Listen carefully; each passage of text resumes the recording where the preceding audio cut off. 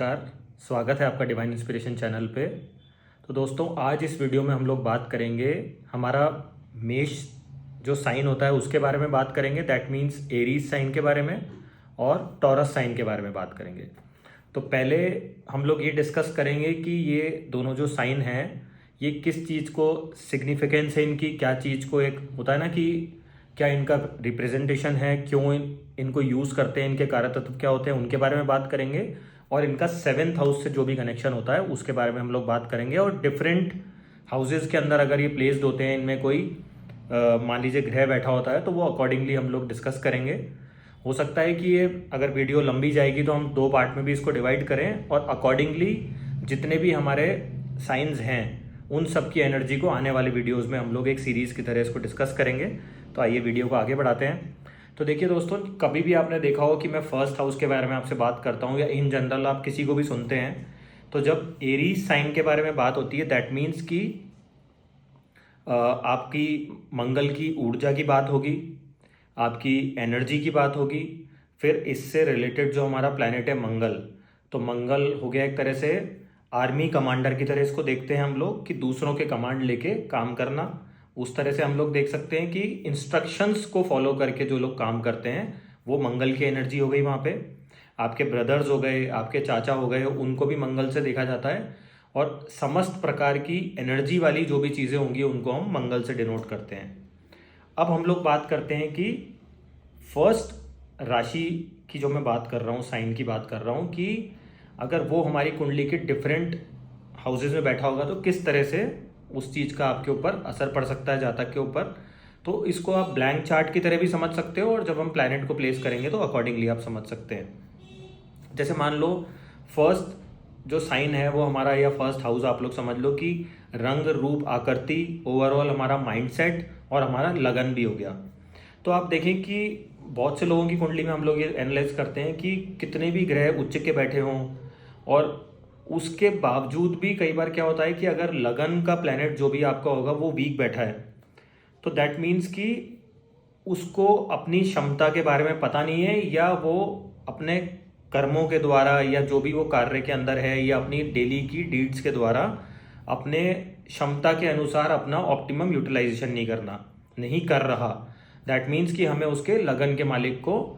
एक होता है ना कि बूस्ट अप करना पड़ेगा, या उसको एनर्जी देनी पड़ेगी, या उसके कोई ना कोई डोनेशंस हो गए, या उसको उसके मंत्र करा के, या उससे रिलेटेड जो भी डाइटी है उनकी हम पूजा पाठ करके उसको एक होता है कि और स्ट्रॉन्ग कर सकते हैं। फॉर एग्जाम्पल मान लीजिए कि अब आपका जो फर्स्ट राशि है मेष राशि, वो आपके 7th हाउस से कनेक्टेड है। तो क्या होगा ऐसे जातक के साथ कि जैसे ही उसकी लाइफ में उसके पार्टनर की, वाइफ की एंट्री होगी या हस्बैंड की एंट्री होगी,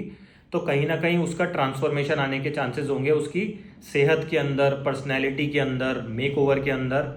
और मान लीजिए अब इस केस में मैं बात करूं, अगर वहाँ पे वीनस बैठ गया साथ में, अगर आपके मेष राशि के अंदर, तो ऐसा इंसान अपने कोई भी जो भी इसको डिसीजन लेना होगा, देखिए वीनस की एनर्जी हो गई हमारी कला के क्षेत्र हो गया, आपका अपोजिट सेक्स हो गया, उनसे आप कैसे बात करते हैं वो हो गया। और अगर 7th हाउस के कनेक्शन में बात करूं तो हस्बैंड के लिए वाइफ हो गया और वाइफ के लिए हस्बैंड हो गया। दैट मीन्स कि आप का कनेक्शन कैसे हो रहा है कि इम्पल्सिवली आप रिलेशनशिप में आ सकते हैं, या शादी के लिए जब आप हाँ करेंगे तो आपको हो सकता है कि आपका अट्रैक्शन का जो पॉइंट हो वो आपका उनकी एक ओवरऑल आउटलुक हो सकता है, फेशियल फीचर्स हो सकते हैं, सुंदरता हो गई, ब्यूटी हो गई, या मेन फोकस जो होगा वो बॉडी के ऊपर हो सकता है। तो इसमें कोई बुराई भी नहीं है, क्योंकि आपके ग्रह अगर उस तरह के बैठे हैं तो आपका फोकस एंड इंटेलेक्ट, पूरा जो आपका डायरेक्शन होगा वो उसी, एक होता है ना कि अब आपको ग्रह को वो स्ट्रेंथ ही वही प्राप्त है तो आप सोचेंगे ही उस दायरे के अंदर।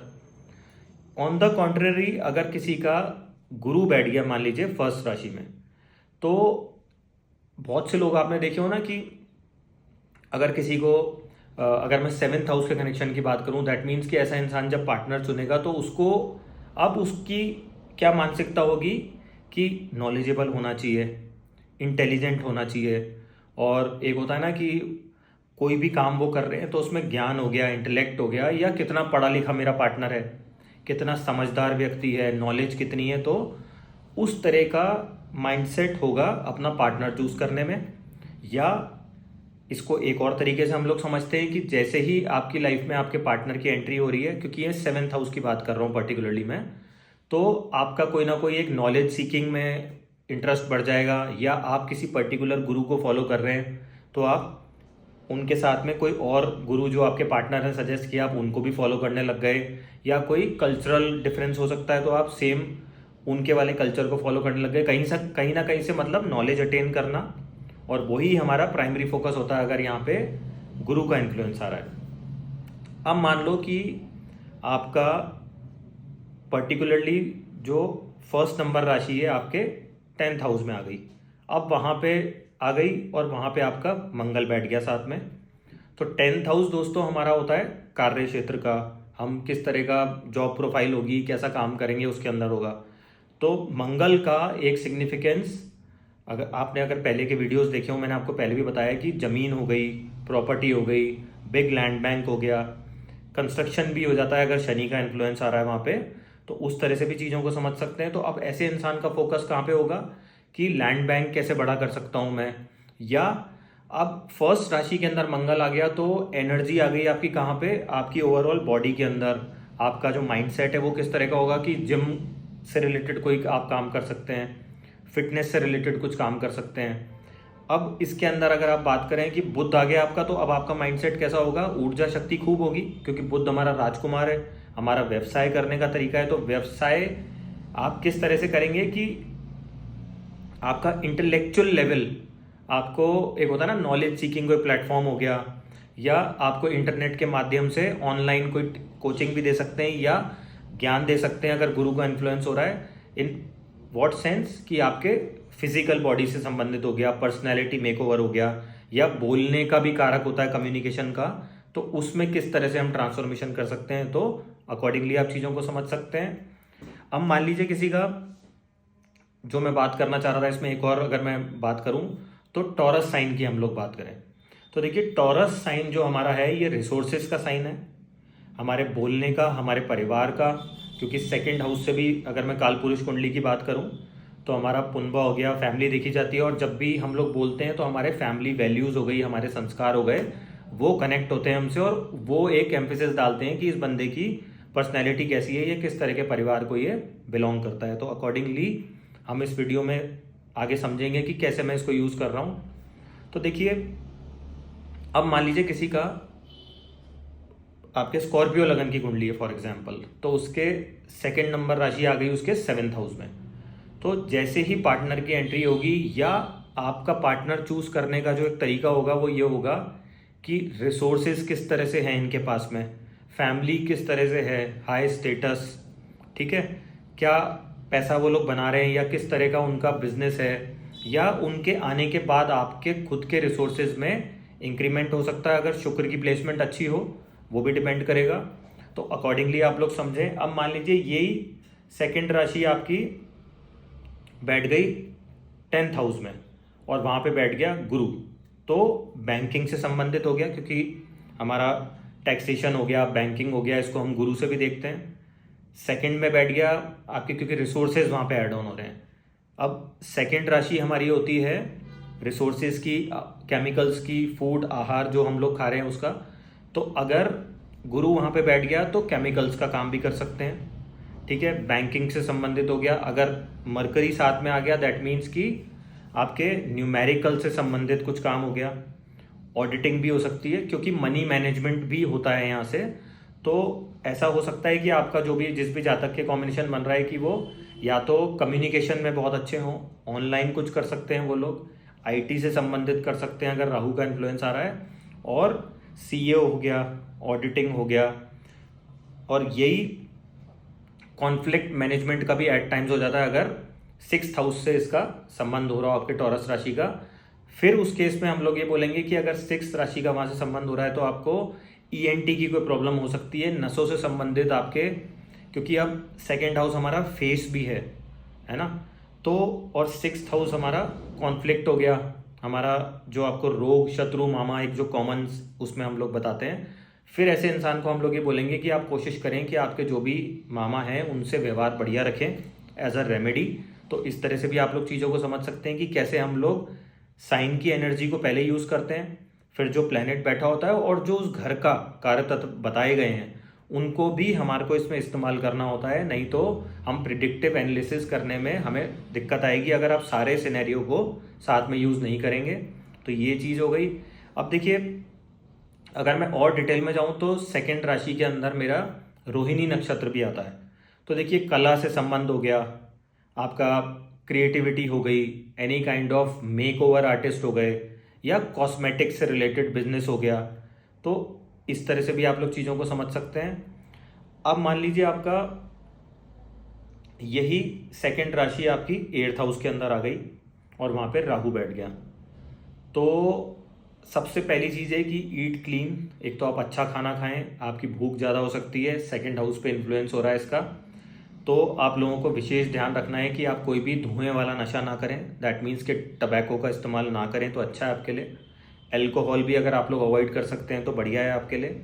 रादर देन कि आप कुछ ना कुछ इस तरह का कम्युनिकेशन करें कि आप पब्लिक फिगर बन सकते हैं रिलेटेड टू अकल्ट, एस्ट्रोलॉजी हो गई आपकी। और एक होता है ना कि कोई भी ऐसा अध्ययन या पीएचडी लेवल का आपको कुछ ज्ञान प्राप्त करना है, या होता है ना कि कैसे ना कैसे टैरो कार्ड रीडिंग हो गई, कोई हीलर्स हो गए जो बोल के लोगों को मोटिवेट भी कर सकते हैं और हीलिंग भी कर सकते हैं, वैसे उसमें जा सकते हैं। और इसमें एक और चीज़ ये देखी गई है कि 8th हाउस के राहु में जैसा बताया गया है कि लाइजनिंग बहुत अच्छी करते हैं ये लोग, क्योंकि अब क्या, राहु का काम क्या है आज के कलयुग में अगर देखा जाए कि कैसे अपना काम निकालना है। तो राहु जहाँ पे भी बैठेगा चीज़ों को एम्पलीफाई करेगा। तो यहाँ से सेकंड हाउस पे दृष्टि डालता है वो,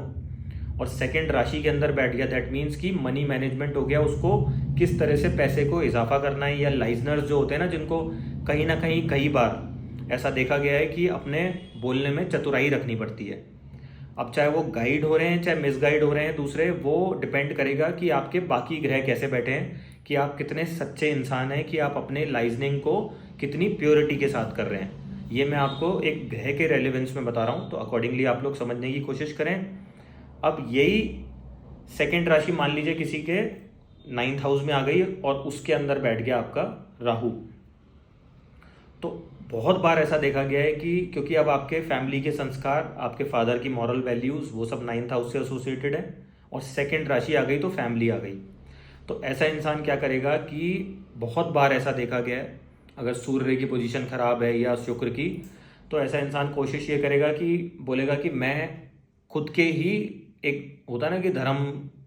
हो गया या विचारधारा, उसकी फैमिली की जो मॉरल वैल्यूज़ हैं उनसे ओपोजिट चलने की हो सकती है,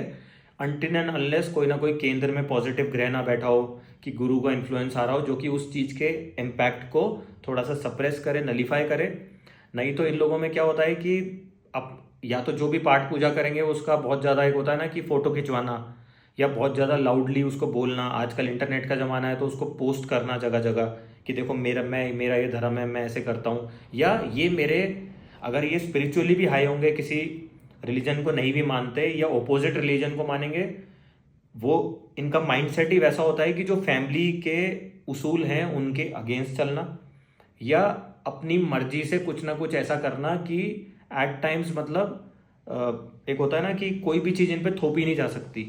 अपनी मन मर्जी के मालिक होते हैं। कुल मिला के मैं ये कहना चाह रहा हूँ आपसे। तो अकॉर्डिंगली देख सकते हैं विचारधारा इनकी मैच होने में फैमिली के जो रिचुअल्स हैं, रिलीजियस एक्टिविटीज़ हैं, प्रैक्टिसेस हैं, उनसे थोड़े डिफर जाने की इनकी टेंडेंसी हो सकती है। तो इस तरह से हम लोग समझ सकते हैं। अब दोस्तों आप ये चीज़ समझो कि यही सेकंड राशि आपकी 12th हाउस में आ गई, तो अब आपके रिसोर्सेज हो गए या मनी हो गया या सेविंग्स क्या हो रही है, डिप्लीट होने के साइन में चली गई।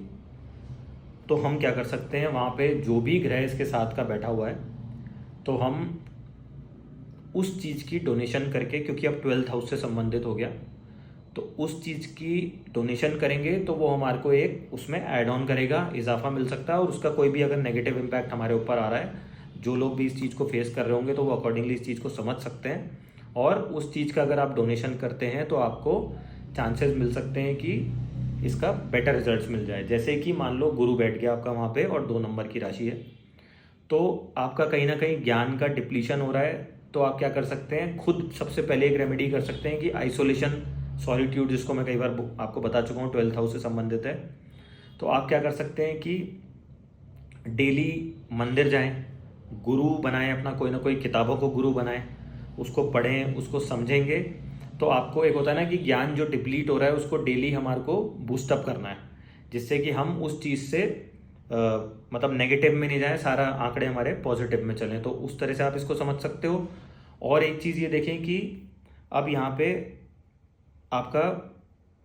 गुरु आ गया और 2 नंबर राशि में, दैट मीन्स कि फूड की भी राशि है ये। तो हम कोई ना कोई खाना बना करके मंदिर में, गुरुद्वारे में या जहाँ पे भी आप लोग जाते हैं वहाँ पे डोनेट कर सकते हैं, या उसके लिए कुछ राशि हम लोग डोनेट कर सकते हैं। तो हमारे को इस चीज़ के बेटर रिजल्ट्स मिलने के लिए चांसेस बन सकते हैं। तो अकॉर्डिंगली हम लोग चीज़ों को समझ सकते हैं। और मान लो कि यही सेकंड राशि हमारे लगन में आ रही है,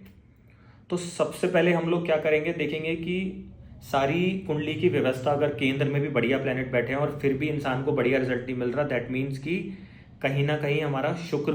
पीड़ित होगा। तो उसकी पोजीशनिंग हमारे को देखनी है कि उसको किस तरह से बूस्टअप करें कि हमारा लगन जो 2 नंबर है, क्योंकि अब 2 नंबर से रिलेटेड मैं इसलिए बात कर रहा हूँ आपसे टॉरस से रिलेटेड, क्योंकि टॉरस क्या है, एक जिद्दी बुल हेडेड अप्रोच होती है इनकी लाइफ के अंदर, ठीक है। फोकस्ड होते हैं, जो सोच लिया वो करते हैं। बहुत बार ऐसा देखा गया है कि जैसे डायमंड का काम हो गया, चमकने वाली चीज़ें हो गया, कपड़े का काम हो गया, उससे इनके रिसोर्सेज आ रहे होते हैं, है ना। और इनकी पर्सनैलिटी ऐसी होती है कि ये बोलने की भी खा सकते हैं, मतलब बिजनेसमैन बहुत बढ़िया होते हैं। बोलने की खाने से मेरा मतलब है कि आप कम्युनिकेटिव स्किल्स बहुत अच्छे होते हैं, क्योंकि नैसर्गिक ही 2 नंबर राशि अगर लगन में आ रही है तो ऐसे इंसान की पर्सनैलिटी ही आउटस्पोकन होगी। और एक जो होता है ना कि फेशियल फीचर्स हो गए, एक वैल्यूज़ हो गई, फैमिली वैल्यूज़ को कैरी करने वाला ऐसा इंसान हो गया, तो उन चीज़ों से पैसा कमाने की क्षमता रखता है ये। तो दोस्तों ये मेरी एक कोशिश थी आपको बताने की कि अगर एरीज साइन हमारा डिफरेंट हाउसेज में बैठा है तो किस तरह से आपको रिजल्ट दे सकता है वो, और अगर टॉरस साइन हमारा डिफरेंट हाउसेज में बैठा है तो इसमें मैंने कुछ हाउसेज लिए हैं, अपन कोशिश करेंगे कि सारे हाउसेज को कवर करेंगे इसमें। तो वो आने वाले वीडियोस में करूँगा। ये बेसिकली एक ग्लिम्स है छोटा सा कि किस तरह से हम आने वाले वीडियोस में सीरीज़ बनाएंगे। तो उसमें समस्त हमारा जेमिनाई साइन हो गया, कैंसेरियन साइन हो गया, लियो साइन हो गया, उन सबको भी अपन कोशिश करेंगे कि कवर करें। ऐसे ही सारे 2-2, 3-3 साइन पकड़ के मैं जो फ्यूचर में अपने वीडियोस आएंगे उनमें कवर करूँगा, और एक बेटर प्रिडिक्टिव एनालिसिस के लिए जो हम तरीका अपनाते हैं वो आप लोगों तक पहुँचाने की कोशिश करूँगा। वीडियो के अंत तक बने रहने के लिए धन्यवाद। Thank you so much.